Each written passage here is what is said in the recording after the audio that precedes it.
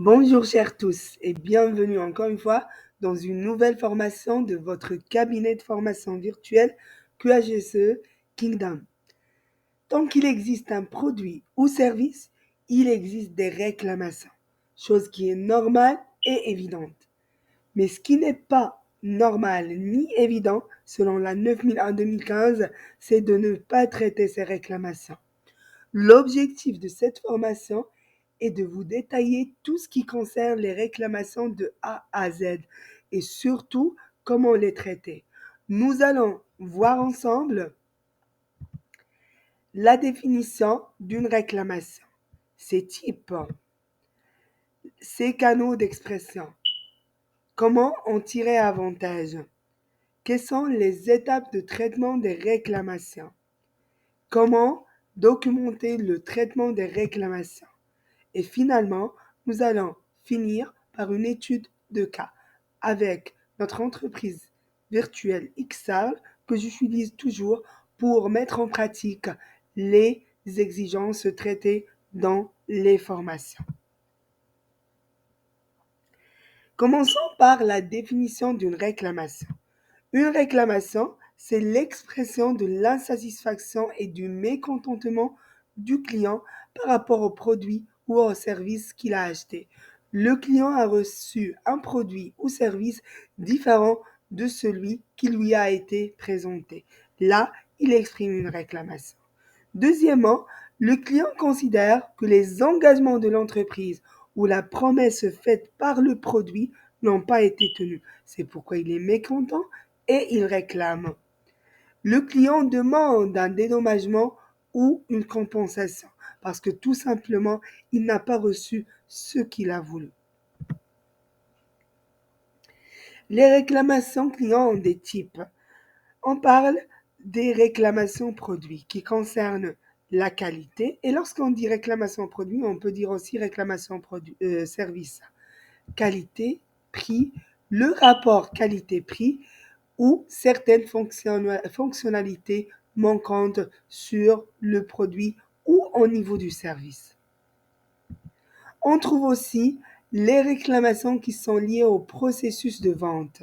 Et là, on peut parler des délais de livraison qui sont trop longs. Et là, il y aura des retards de livraison qui ne sont pas du tout satisfaisants. Des livraisons qui sont défectueuses, pas à cause de la production, mais à cause de la logistique. Un paiement difficile. L'impossibilité de retourner un produit. Un autre type, c'est les réclamations liées à des problèmes de communication ou d'information du client. Comme par exemple une fiche produit mal rédigée qui ne va pas permettre au client de bien cerner le produit et de le bien connaître. Des informations sur les retours qui sont manquantes. Des services clients injoignables. Le client, il veut s'exprimer, il a quelque chose à dire à l'entreprise. Il rejoint le service client, ce service n'est pas joignable. Ça lui rend mécontent, il fait une réclamation. Maintenant, quels sont les canaux d'expression de la réclamation? Première des choses, le client peut contacter le service client, soit par mail, en face à face, par courrier ou par téléphone. C'est le standard. Ou il peut ne rien faire. Et méfiez-vous, c'est la chose la plus dangereuse qui peut arriver. Pourquoi? Parce que s'il ne fait rien, ça veut dire s'il ne contacte pas le service client, il va parler de son expérience négativement à droite et à gauche autour de lui. Il va peut-être mettre un avis négatif en ligne sur les réseaux sociaux ou sur des sites d'avis produits. Et c'est très dangereux parce que ça touche à l'image de marque de l'entreprise, à sa réputation. C'est pourquoi il faut faire attention à ce qui se publie sur les réseaux sociaux et sur les sites d'avis concernant votre entreprise.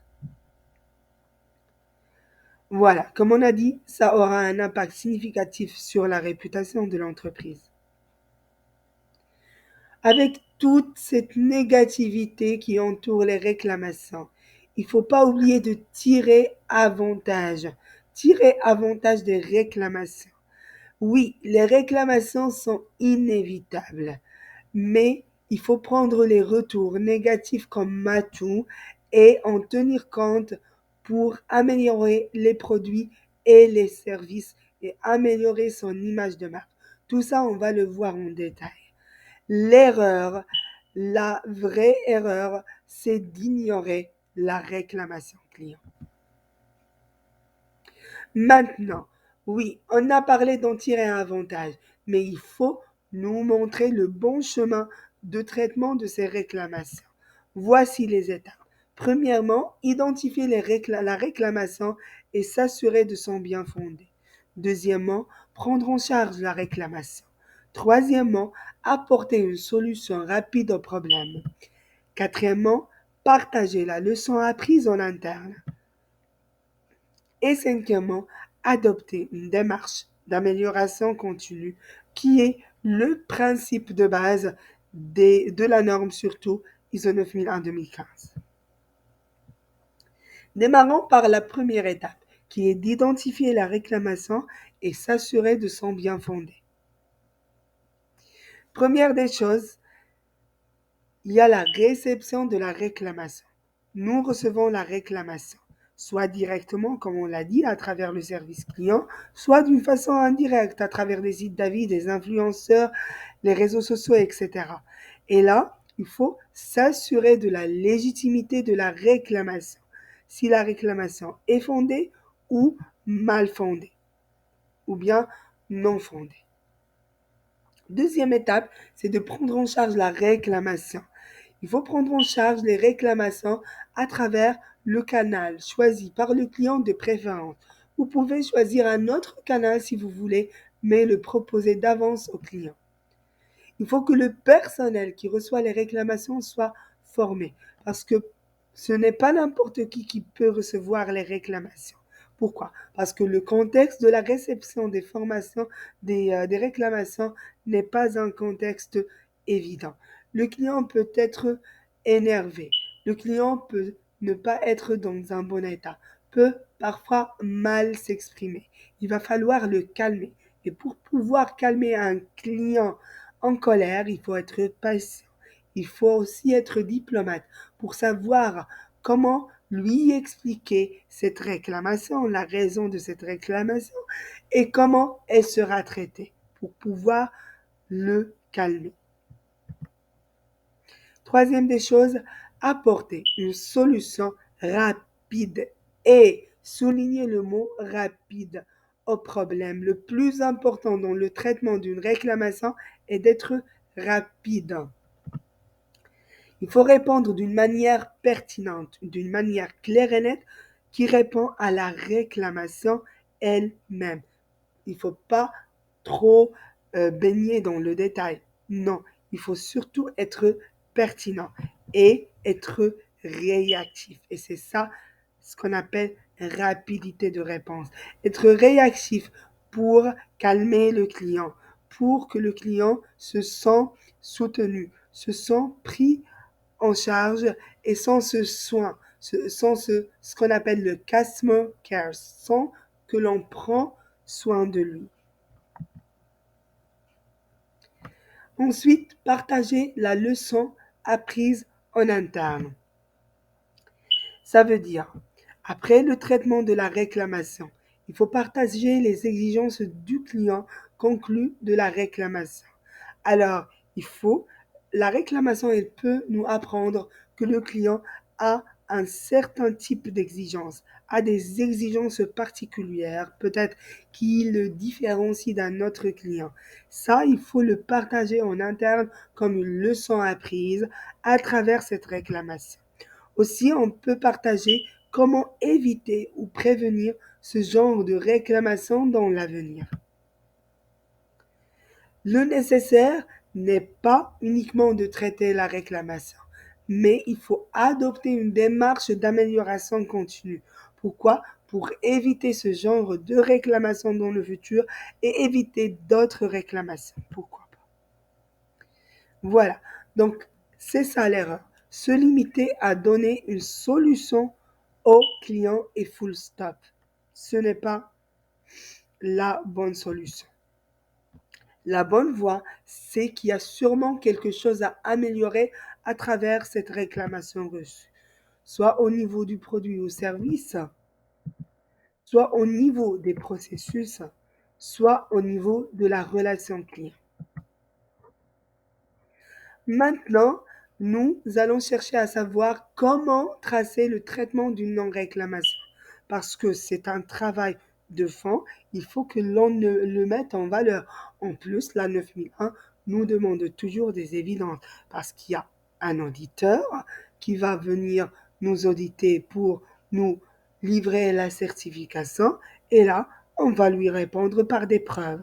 Du coup, comment tracer une réclamation?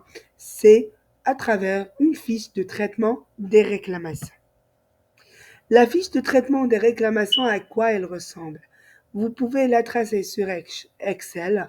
Elle comprend le titre, le logo de votre entreprise. Ça, c'est le logo de notre entreprise XARL que l'on va prendre comme étude de cas pour cette formation.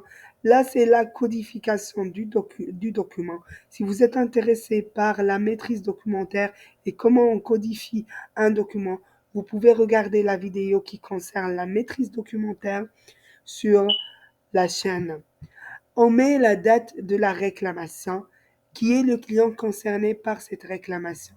L'objet de la réclamation, ça veut dire le sujet de la réclamation. On décrit la réclamation en elle-même. On précise si la réclamation est fondée ou non fondée. On précise aussi le canal de réclamation. Est-ce que c'était par mail? Est-ce que c'était directement exprimé en réseaux sociaux en service client verbalement? Est-ce que ça a été exprimé sur les réseaux sociaux ou sur un site d'avis client, etc. Cette réclamation, elle a été reçue par qui? Ensuite, on passe au traitement de la réclamation, qui est le responsable du traitement de la réclamation. Là, on passe directement à l'action immédiate. Pourquoi? Parce qu'on doit être rapide, donc on doit réagir immédiatement. On met l'action immédiate qui en est responsable. Le délai, il doit être le plus court possible, vraiment le plus court possible. Le statut qui va rapidement tourner en clôturé et dire si l'action est efficace ou pas et la raison d'efficacité ou inefficacité. Si l'action n'est pas efficace, on passe directement à une deuxième action. Si la deuxième n'est pas efficace, on passe à une troisième. Mais ça doit vraiment être rapide. Ensuite, sur notre fiche, on trouve le retour client. La date de la réponse donnée au client qui doit être rapide et le détail de la réponse. Comment on a répondu et qu'est-ce qu'on a répondu. Maintenant, on se lance dans l'amélioration continue. L'amélioration continue nécessite d'avoir une cause racine de la réclamation, nécessite de creuser dans les raisons et les causes et les origines de cette réclamation. Ensuite, une fois la cause racine détectée, on passe à l'action préventive, l'action pour prévenir cette cause, pour éliminer carrément cette cause. Je rappelle que il y a des méthodes pour déterminer la cause racine. Parmi ces méthodes, il y a les 5 pourquoi que vous pouvez utiliser comme méthode d'analyse. Vous vous posez la question pourquoi, le premier pourquoi, le deuxième, le troisième, etc. jusqu'à ce que vous arrivez à une porte fermée. Là, vous avez la cause racine. Si vous voulez vous informer sur la cause racine et comment la déterminer, vous pouvez regarder la vidéo précédente sur la chaîne qui correspond au traitement des non-conformités. Très bien. Alors là, on passe à l'action préventive. Le responsable, le délai, le statut. Est-ce que l'action a été efficace ou pas et la raison d'efficacité ou d'inefficacité. Pareil pour l'action, pareil que l'action immédiate, l'action préventive aussi, elle a une efficacité. Donc il va falloir étudier l'efficacité et l'inefficacité de cette action. Si elle n'est pas efficace, on passe à une autre action, sinon une troisième action. Il faut savoir qu'il n'y a pas que la fiche de non-conformité qui est utilisée, surtout maintenant avec le rythme accéléré dans les entreprises. La plupart optent pour les logiciels de traitement des réclamations. Bien sûr que ce sont des logiciels qui coûtent de l'argent. À travers ces logiciels, vous pouvez sauvegarder le détail de la réclamation, y compris son traitement.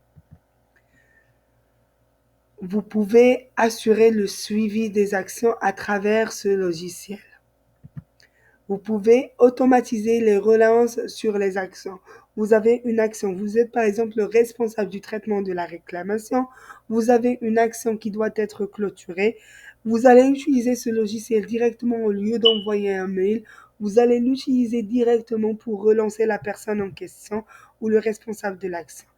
Vous pouvez aussi utiliser les notifications automatisées de l'avancement du traitement de la réclamation au client. Ça veut dire vous allez l'exploiter pour donner une réponse rapide au client et aussi au personnel concerné pour qu'il soit à jour par rapport aux mises à jour de la réclamation. Les données sont centralisées sur ce logiciel et facilement exploitables en interne. Et là, on va revenir au point de partager les leçons apprises de la réclamation en interne. Le logiciel peut faciliter ce partage parce que les données sont déjà sauvegardées, déjà centralisées et sont facilement exploitables et partageables aussi. Très bien. Tout ce qu'on a vu, c'est parfait. Il nous a permis de connaître beaucoup de choses sur les réclamations et sur la théorie du traitement des réclamations. Mais maintenant, nous allons attaquer, comme toujours, dans nos formations, la pratique à travers une étude des cas. Notre étude des cas concerne une réclamation qui a été faite à l'entreprise XR, l'entreprise de production du jus de fraise, à la date 6 mai 2024. Le client concerné, on va le nommer client X. L'objet de la réclamation était que la commande du 5/5/2024 contient des bouteilles mal emballées et non hermétiquement fermées. Déjà, la première chose à faire, c'est de vérifier si la réclamation est fondée ou non fondée. Après, bien sûr, la recherche bien pertinente et bien détaillée, là, le responsable du traitement de la réclamation a constaté que la réclamation est fondée. Le canal de réception de la réclamation, c'est par mail. La réclamation elle a été reçue par Madame B, dont la fonction est responsable QHSE.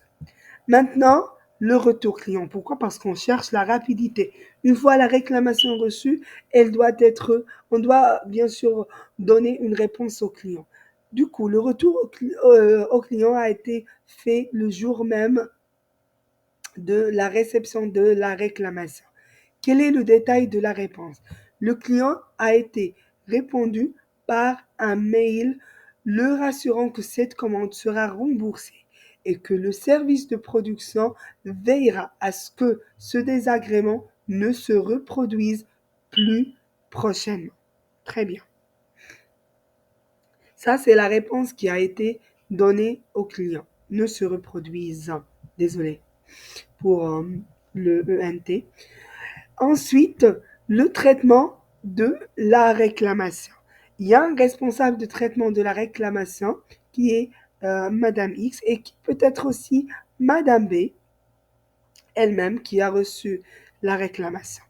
Alors, l'action immédiate par rapport à cette réclamation, c'est de rembourser le client X en dédommagement sur la commande défectueuse. Le responsable, c'est le responsable financier. Le délai, c'est 2 jours après la date de réception de la réclamation. Tout simplement parce que le paiement du client, selon les relations bancaires, ne peut pas être viré jusqu'au 8/5/2024. L'action est clôturée. Est-ce qu'elle a été efficace? Oui ou non? Oui, elle a été efficace. Pourquoi? Parce que le client a exprimé sa satisfaction à travers le questionnaire post-réclamation. XR a un questionnaire post-réclamation qu'elle envoie au client après traitement de son réclamation. Le client a répondu à ce questionnaire où il a exprimé sa satisfaction. Très bien. Maintenant, on passe à l'étape amélioration continue et on détermine la cause racine. Bien sûr, l'analyse a été déjà faite. L'opérateur permanent de la machine d'emballage étant absent, il a été remplacé, vu l'urgence, par un nouvel opérateur qui a mal réglé les paramètres de la machine. Alors, ce qui s'est passé, c'est qu'il y a un opérateur permanent, très bien expérimenté, qui a été absent. C'est l'opérateur qui travaille sur la machine d'emballage. Alors, le service production, ils ont remplacé cet opérateur par un opérateur nouvellement recruté qui n'a pas assez d'expérience avec cette machine d'emballage. Et la conséquence était que le produit n'a pas été bien emballé. Du coup, l'action préventive là, c'est de revoir les matrices de polyvalence et de compétences du service de production. Pourquoi? Premièrement, pour cerner les compétences de chaque membre de l'équipe de production, connaître la compétence de chacun, et puis, et ça sera fait par le responsable RH, et puis la matrice de polyvalence. À travers ces compétences, là, le service RH va déterminer qui est la personne capable de remplacer un tel poste. La personne doit avoir les compétences nécessaires pour pouvoir remplacer une autre personne compétente dans le poste. Si vous voulez avoir plus d'informations sur les matrices de polyvalence et de compétences, n'hésitez pas à regarder, excusez-moi, n'hésitez pas de regarder la vidéo sur la matrice de compétences et polyvalence. Alors ça sera fait par le responsable RH dans un délai dans le mois même, ça veut dire le 25 2024. Le statut, il est en cours, l'efficacité sera contrôlée dans 3 mois pour l'action préventive.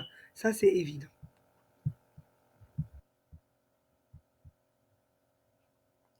Deuxième action préventive, c'est de revoir la procédure de suppléance. Alors, la procédure de suppléance, elle doit être revue. Pourquoi? Parce qu'il y a eu une personne qui a suppléé une personne absente, mais qui n'a pas été assez compétente. C'est le responsable RH qui va s'occuper de ça dans le même délai et le statut il est en cours, l'efficacité sera évaluée dans 3 mois. Mes chers, la formation a touché à sa fin. J'espère qu'elle vous a été bénéfique et qu'elle a pu répondre à vos questions concernant le traitement des réclamations. Rencontrons-nous très prochainement dans une prochaine formation. Prenez soin de vous et à la prochaine.